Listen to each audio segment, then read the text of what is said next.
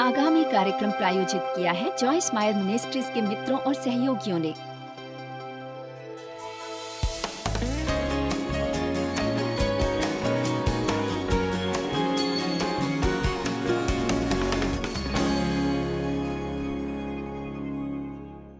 आइए गलातियों 5:22 पर जाते हैं। पिता, हम आपको धन्यवाद देते हैं आपके वचन के लिए और उन सभी महान कामों के लिए जिन्हें आपने इस सप्ताह के अंत में इन सभाओं में किया। हम प्रार्थना करते हैं कि आज सच में सभी के हृदय खुल जाएं और वे इन्हें समझ पाएं। मैं चाहती हूं कि वे इसे ग्रहण करें, ना केवल अपने दिमाग में बल्कि अपने दिलों में भी। पर आत्मा, पवित्र आत्मा के फल जो कार्य उसकी उपस्थिति में पूरे होते हैं, जिसका अर्थ है कि यदि पवित्र आत्मा हम में आकर नहीं रहते तो इनमें से पवित्र आत्मा का कोई भी फल हमारे जीवन में दिखाई नहीं देता। पर क्योंकि वे हम में रहते हैं, यदि आप मसीह यीशु में एक सच्चे विश्वासी हैं तो पवित्र आत्मा आप में रहते हैं। क्या परमेश्वर का भवन है? सभी कहिए, परमेश्वर मुझ में रहते हैं।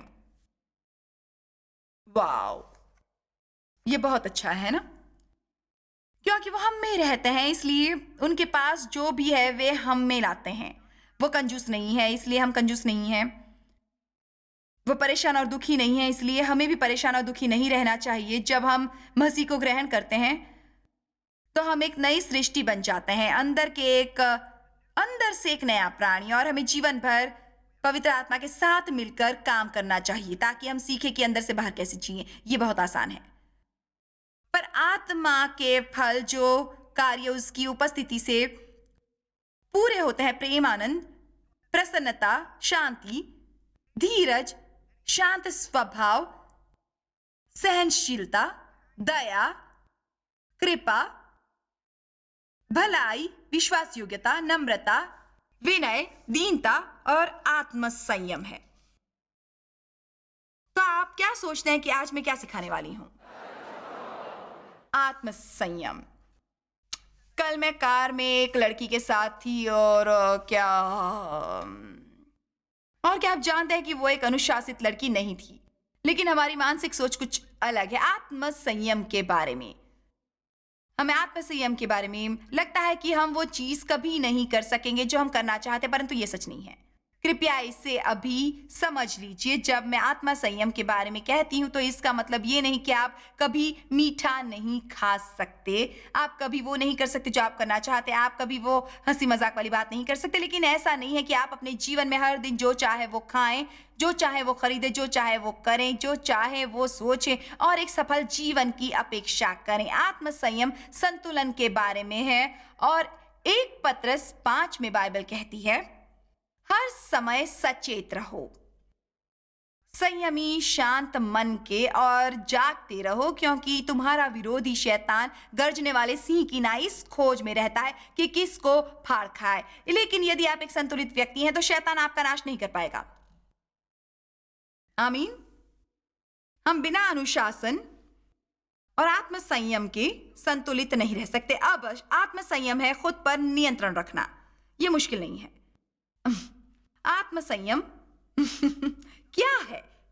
इसका अर्थ है अपने आप पर नियंत्रण रखना, और इसके लिए जरूरी है कि हम दूसरों को नियंत्रित करने की कोशिश न करें।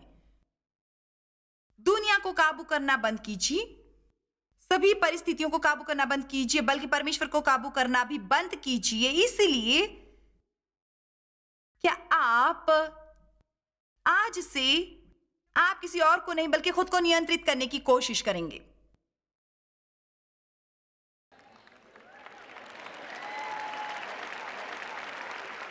अब जाहिर है कि आपको अपने बच्चों को, मन को और ऐसी चीजों को तैयार करना होगा। मैं इसके बारे में नहीं कह रही, लेकिन हम बहुत सारा समय बिताते हैं उन बातों को सही करने की कोशिश में जो क्रोधित करती हैं, जबकि परमेश्वर ने हमें सच में तैयार कर दिया है ताकि इनमें से कोई भी चीज हमें परेशान न कर सके। मेरा मतलब है कि एक निरंतर कार्य जो थका देने वाला और मुश्किल है, आप में आत्मसंयम का फल है, लेकिन इसे आप में मजबूत करने का एकमात्र तरीका है इसका इस्तेमाल करना, इसका और अभ्यास और वचन का अभ्यास करना, यानी आपको इसका इस्तेमाल करना है। आपके शरीर में मांसपेशियां हैं और इसे आप जानते तक नहीं क्योंकि ये छिपी हुई हैं, सच में छिपी हुई हैं। लेकिन यदि आप इसका उपयोग करने लगेंगे तो ये बढ़ती जाएंगी और बढ़ती जाएंगी और अचानक ही आप पाएंगे कि आप इन्हें देख सकते हैं। आमीन।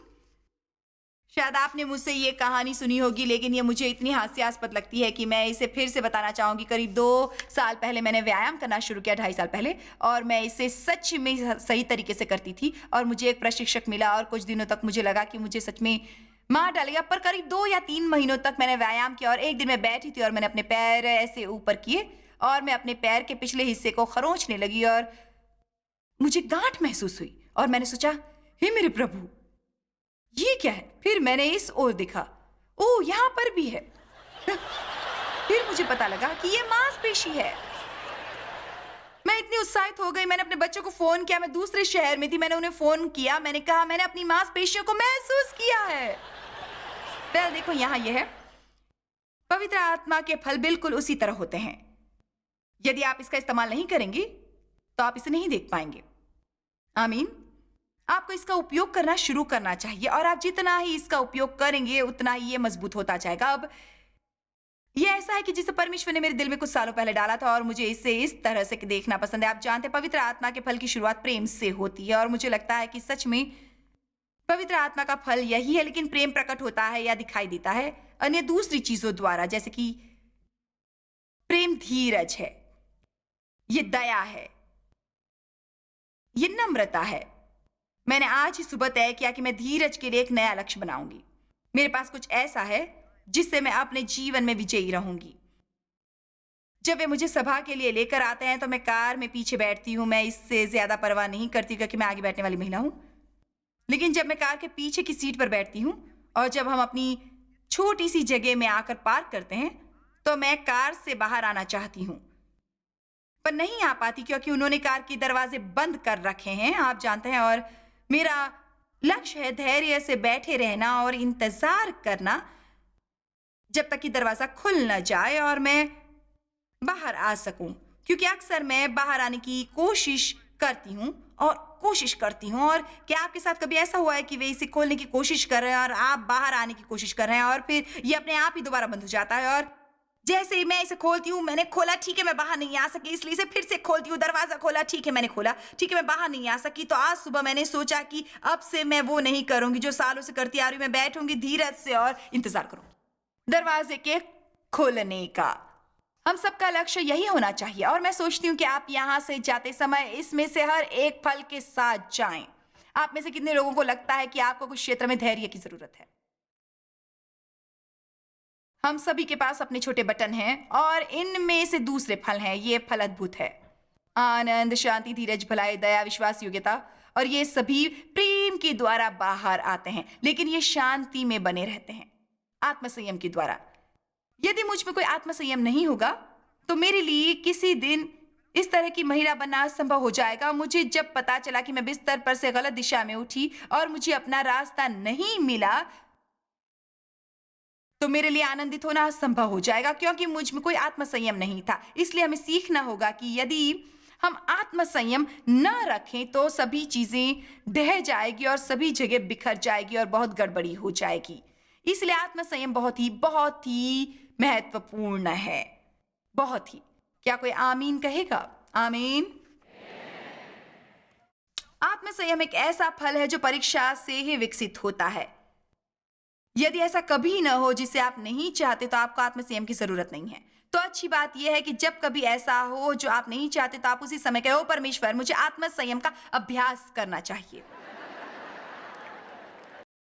तो आइए अभ्यास करें और कहें, अच्छा हुआ, मुझे आत्मसंयम का अभ्यास करना चाहिए। यह हमें कभी नहीं बन पाएगा जब तक कि हम इसे समझ न लें। अब मुझे सुनिए, ये तब तक विकसित नहीं होगा जब तक आप किसी ऐसी परिस्थिति में न पड़े जहां पर आपको इसका इस्तेमाल करना पड़े। मेरा मतलब है ऐसी चीजें जिन्हें आप पसंद नहीं करते और इन्हें किसी भी तरह से नहीं पा सकते और आप इसके लिए प्रार्थना नहीं कर सकते, या कोई भी व्यक्ति आप पर हाथ रखकर प्रार्थना करके इसे नहीं दे सकता। आप इसे पढ़कर नहीं पा सकते, आप संदेशों को सुनकर सिर्फ जान जाएंगे कि जब परीक्षा आए तो आपको क्या करना चाहिए, और तब आप इसे कीजिए और इसे कीजिए। आप इसे जितना करेंगे उतना ही आप मजबूत और मजबूत और मजबूत बनेंगे, जब तक कि अचानक आप पवित्र आत्मा की अगुवाई में चलने न लगे। और मेरे दोस्तों, यही यही यही आजादी है। आजादी यही है, एकदम यही आजादी है। आत्मसंयम एक योग्यता है भविष्य की खुशी के लिए, असंतुष्टि को टालने के लिए। आज हमारे पास सब कुछ तुरंत उपलब्ध हो जाता है। आजकल ऐसे कई लोग हैं जो सोचते हैं उनके पास सब कुछ इसी वक्त होना चाहिए और उन्हें किसी भी चीज के लिए इंतजार न करना पड़े। हमें इस बात का ध्यान रखना होगा कि हम आत्मसंयम से कार्य करने की इच्छुक हों। रोमियो 5:18। इसलिए जैसे एक व्यक्ति का अपराध करना, उस मनुष्य का गलती करना और उसका गिरना सब मनुष्यों के लिए दंड की आज्ञा का कारण हुआ, आदम का पाप हर एक मनुष्य पर पड़ा जो उसके बाद पैदा हुआ। जब आदम ने पाप किया तब उसके बाद हम सब ने पाप की प्रवृत्ति के साथ जन्म लिया। इसलिए जैसे एक व्यक्ति का अपराध यानी एक मनुष्य की गलती करना और गिर जाना सब मनुष्य के लिए दंड की आज्ञा का कारण हुआ, वैसे ही धर्म का काम सब मनुष्य के लिए परमेश्वर के सामने सही बनने और मुक्ति पाने और जीवन के निमित्त ठहराए जाने, अगुवाई करने का कारण हुआ। और फिर ये एक व्यक्ति की अवज्ञा के बारे में कहते हैं। पाप एक मनुष्य की अवज्ञा के कारण आया और धार्मिकता आई। मैं इसे आपको थोड़ा अलग तरीके से बताना चाहूंगी। किसी एक व्यक्ति के आत्मसंयम न रखने के कारण सारी मानव जाति पर पाप आया। जब हव्वा ने शैतान की सुनी और उसने उस फल की ओर देखा कि ये अच्छा है और कहा, आहा, यदि मैं इसे खा लूं तो मैं वो सब जान सकूंगी जो परमेश्वर जानते। वो अच्छी तरह से जानती थी और ऐसा नहीं था कि उसे पता नहीं था, लेकिन उसने स्वयं पर काबू नहीं रखा। और आदम को भी पता था लेकिन उसने भी स्वयं पर काबू नहीं रखा। दूसरी तरफ यीशु के आत्मसंयम के कारण उस नियंत्रण के बारे में सोचिए जो उन्हें गतसमने के बगीचे में रखना पड़ा। उस नियंत्रण के बारे में सोचिए जिसे उन्हें कार्य में लाना पड़ा। बल्कि जब वे मानव रूप में पृथ्वी पर थे तब भी जब लोगों ने उनके साथ बुरा व्यवहार किया था, तो क्या हमें लगता है कि उन्हें सच में कुछ महसूस नहीं हुआ होगा? लेकिन उन्होंने उन बातों को अपने खुद पर हावी नहीं होने दिया। उन्होंने कहा, मैं पिता को जो करते हुए देखता हूं वही मैं करता हूं। मैं पिता को जो कहते हुए सुनता हूं वही मैं कहता हूं। अब मैं चाहती हूं कि आप मेरी सुनिए। आपको जरा भी अंदाजा नहीं है कि आपका जीवन और दूसरों का जीवन किस तरह सकारात्मक रूप से प्रभावित हो सकता है यदि आप आज ये निर्णय लें कि आज के बाद आप एक पराजित व्यक्ति नहीं होंगे। अब मैं चाहती हूं कि आप 1 मिनट के लिए मेरी सुने। आप जानते हैं कुछ ऐसी बातें हैं जो हम कभी नहीं करते। मैं कल्पना नहीं कर सकती कि आप यहां से जाने के बाद स्थानीय गैस स्टेशन को लूटेंगे, लेकिन कुछ ऐसे पाप हैं जो स्वीकारने योग्य पाप हैं। कुछ ऐसे पाप है जिन्हें अपनाया गया है और ये मसीह की देह में हमें बहुत ही दुखी करता है, पर सच में हम इसे समझ नहीं पाते। घमंड एक अच्छा उदाहरण है और व्यर्थ बातचीत करने की आदत को हमने अपना लिया है। हमें बातें करना पसंद है, ये पुराने स्वभाव में ही है। बस हम कुछ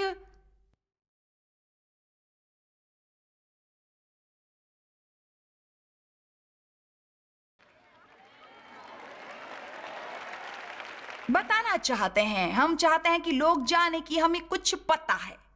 इसलिए यदि आप व्यर्थ बातचीत नहीं करेंगे तो आप में आत्मसंयम होगा। आत्मसंयम होगा। आमीन। ईर्ष्या एक पाप है। वास्तव में ये 10वीं आज्ञा है। तू उन चीजों की लालच मत करना जो तेरे पड़ोसी की है, यानी आप उनकी चीजों को पाने की इच्छा मत कीजिए। परमेश्वर पर भरोसा रखिए कि वो आपको सारी चीजें देंगे जो आपके लिए सही हैं। स्वीकार योग्य पाप। जो बातें स्वीकार योग्य बन गई हैं वे परमेश्वर के लिए स्वीकार योग्य नहीं हैं।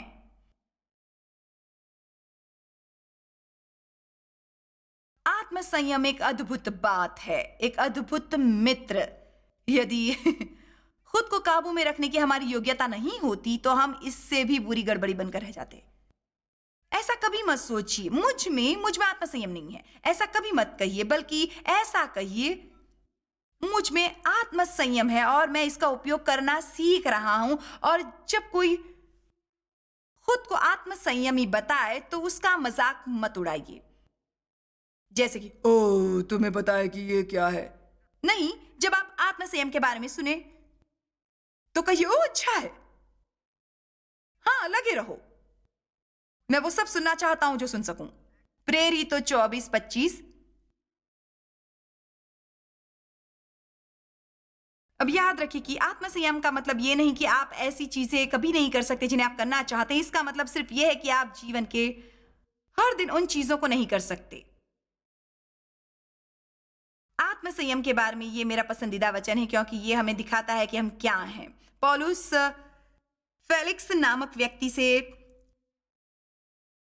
कह रहे थे, वचन 24 कहता है, कितने दिनों के बाद फेलिक्स अपनी पत्नी द्रुसिल्ला को, जो यहूदिनी थी, साथ लेकर आया और पौलुस को बुलवाकर उस विश्वास के विषय में जो मसीह यीशु पर है उसने सुना, बातचीत की। और जब वो जीवन की पवित्रता और संयम, अभिलाषाओं पर नियंत्रण रखने तथा आने वाले न्याय पर चर्चा करता रहा तो वो डर गया और उसने चौकन्ना होकर कहा, अभी तू जा, अवसर पाकर मैं तुझे बुलाऊंगा। ये बिल्कुल सही है। जब तक पौलुस उससे विश्वास के बारे में बात कर रहे थे तब तक उसे कोई परेशानी नहीं थी, लेकिन जैसे ही उन्होंने जीवन की पवित्रता और उसके जीवन से पाप को बाहर निकालने और उसकी लालसाओं और ईमानदारी के बारे में बोलना शुरू किया तो फेलिक्स ने सोचा, ओह, उपवास करना तो बहुत कठिन है। मुझे आश्चर्य होता है कि कितने सारे लोग नास्तिक नहीं होते जो वे होने का दावा करते हैं। अगर उन्होंने सोचा होता कि वे परमेश्वर की सेवा कर सकते हैं और वे करते हैं जो वे करना चाहते हैं। मुझे दुख होता है और मैं कुछ कठोर शब्दों का इस्तेमाल करती हूं, मैं सोच भी नहीं सकती।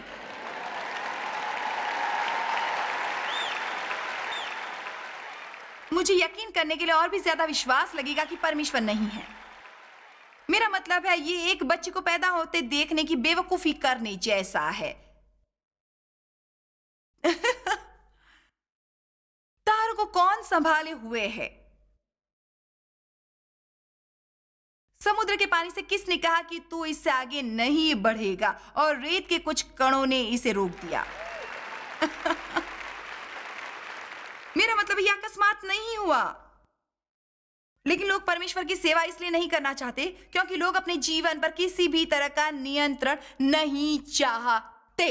बिल्कुल भी नहीं, कोई भी नियंत्रण नहीं। और इसलिए यदि आप परम सत्य जानना चाहते हैं, बल्कि आज के समय के कुछ संदेश भी इस हद तक निम्न कर दिए गए हैं कि ये किसी के व्यवहार का आमना सामना नहीं करते क्योंकि लोग डरते हैं। वेल, आप जानते हैं यदि आप प्रचार करते समय उन्हें खुश नहीं करेंगे तो वे दोबारा नहीं आएंगे। खैर, मैं यहां आपको खुश करने के लिए नहीं आई हूं।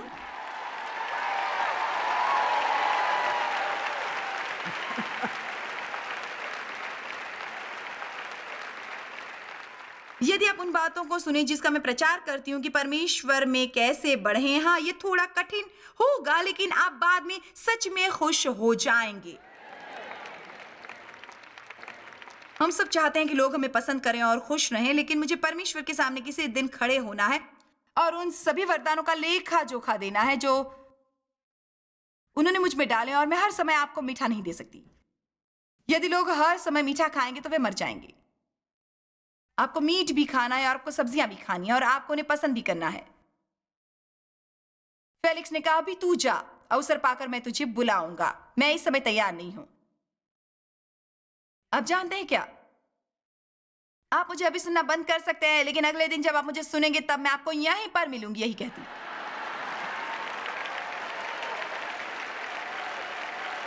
मुझे क्षमा कीजिए, परमेश्वर ने मुझे मीठा खिलाने की सेवकाई नहीं दी है। काश उन्होंने ऐसा किया होता। मैं सोचा करती थी कि मैं किसी शहर में जाकर हर एक को उत्साहित क्यों नहीं करती और फिर शायद 50 या 60 लोगों पर भविष्यवाणी करके घर क्यों नहीं चली जाती। प्रोत्साहित करने का एक समय होता है, ऊंचा उठाने का एक समय होता है, लेकिन डांटने और सही करने का भी एक समय होता है। इसलिए मैं आपको कुछ बताना चाहूंगी। मैं बस आपसे कहती हूँ, शायद मेरे जीवन में पहले से ही इतनी परेशानी है कि इससे और भी ज्यादा बढ़ जाए तो मुझे कोई फर्क नहीं पड़ता। आप जानते हैं, ईमानदारी से यदि आप किसी ऐसे चर्च में जा रहे हैं जहां वे लोग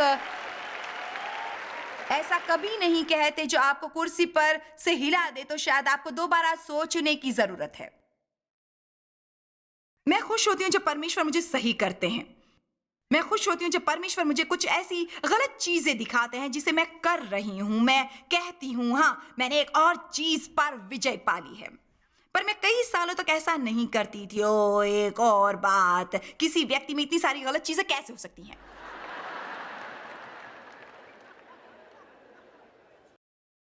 आमीन।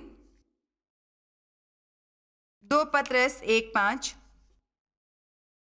इसके कुछ वचन पहले ये बताता है कि परमेश्वर ने हमें किस तरह वो सब कुछ दिया जिनकी जरूरत हमें फलदायी और सफल जीवन जीने के लिए है। हमें ये वायदे दिए गए हैं, लेकिन आप सफल जीवन नहीं जी पाएंगे जो सिर्फ वायदों पर आधारित हो। इसमें आपको कुछ और भी मिलता है। इसलिए वचन 5 कहता है, और इसी कारण तुम सब प्रकार के यत्न करके देखिए, इस सप्ताह के अंत में आप परिश्रमी रहे हैं। यह निष्ठा का प्रदर्शन रहा है, क्योंकि आप में से कुछ लोग 200 से 300 मील ड्राइव करके और होटल्स के बिल का भुगतान करके यहाँ आए हैं। इन सभी चारों सभाओं में यहाँ पर उपस्थित रहकर आप परमेश्वर के वायदे में अपनी निष्ठा मिला रहे हैं, और इसी कारण तुम दैवीय वाचा के लिए सब प्रकार की यत्न करो और अपने हर एक यत्नों पर विश्वास लगाओ, और सद्गुण को जो उत्तमता और संकल्प का निर्णय और मसीह शक्ति है विकसित करो, और इस पर यत्न करके समझ बुद्धिमानी बढ़ाओ। वचन 6, और समझ पर यत्न करके आत्मसंयम बढ़ाओ, और आत्मसंयम पर यत्न करके निष्ठा बढ़ाओ, जो कि धीरज और सहनशीलता है। देखिए, जब आप में आत्मसंयम होगा और जब आप किसी चीज का इंतजार कर रहे होंगे जिसे आप इसी वक्त चाहते हैं, तब आप असभ्यता से उस अविश्वासी की तरह नहीं करेंगे जिसे वचन का ज्ञान नहीं है। इसलिए नहीं कि आप ऐसा नहीं सोचते, बल्कि इसलिए कि आप में आत्मसंयम है, और आप निष्ठा पर यत्न करके भक्ति बढ़ाइए, और भक्ति पर यत्न करके भाईचारे की प्रीति बढ़ाइए, और अंत में भाईचारे पर यत्न करके आप परमेश्वर की इच्छा जान पाएंगे, जो कि मसीही प्रेम है। हम सच में एक दूसरे से कैसे प्रेम कर पाएंगे, जो कि सिर्फ बातें करने से कहीं ज्यादा है, तब हम आत्मसंयम की भूमिका नहीं समझ पाएंगे जो हमारे जीवनों में कार्य कर रही है। कुछ लोगों को परमेश्वर की ओर से दूसरों की अपेक्षा बेहतर स्वभाव मिला है, और जो स्वाभाविक रूप से थोड़े ज्यादा आत्मसंयमी हैं। लेकिन आप ये बहाना नहीं बना सकते कि, और आप ये भी नहीं कह सकते कि ओ, मैं ज्यादा अनुशासित व्यक्ति नहीं हूं, लेकिन आप में भी वही योग्यता है जो हर किसी में है। आपको बस इस पर यत्न करना है। पर हमें अवश्य ही उन शब्दों पर नियंत्रण रखना है जो हमारे मुंह से बाहर निकलते हैं। इसके अलावा हमारे जीवन में और भी कई बातें हैं। हो सकता है आत्मसंयम अध्ययन के लिए सबसे ज्यादा महत्वपूर्ण विषय न हो, लेकिन यह सबसे महत्वपूर्ण विषयों में से एक है। इसके कारण आपके जीवन में सभी चीजें संतुलित रहती हैं, और बाइबल हमें कहती है कि यह हमारे खुद की भलाई के लिए है। नीति वचन 25-28 कहता है, मैं आत्मसंयम से कार्य करता हूं और अपनी आत्मा को बेलगाम होने नहीं देता। मैं ऐसा शहर बनने से इनकार करता हूं जिसकी शहर पनाह तोड़ दी गई हो। आत्मसंयम और अनुशासन मेरे जीवन में सुरक्षा लाते हैं। मुझे ये पसंद है। जॉयस मायर मिनिस्ट्रीज में आप हमारे लिए बहुत ही कीमती हैं, जितना कि आप जानते हैं। हम आपकी सराहना करते हैं, और इस सेविकाई को दुनिया भर में संभव बनाने के लिए हम अपने दोस्तों और सहभागियों को धन्यवाद देते हैं। हम साथ मिलकर भूखों को खाना खिलाते हैं, गरीबों को कपड़े देते हैं, और कई देशों में सुसमाचार बांटते हैं। अपना प्रार्थना निवेदन भेजने के लिए कृपया आज ही संपर्क कीजिए joycemeyer.org पर। हमारे स्रोतों के बारे में और भी जानिए। जॉयस की सभाओं की सूची देखिए हमारे साथ सहभागी बनने के लिए, क्योंकि हम दुनिया भर में मसीह के प्रेम को बांटते हैं। इसका खर्च उठाया है जॉयस मायर मिनिस्ट्रीज के मित्रों और सहयोगियों ने।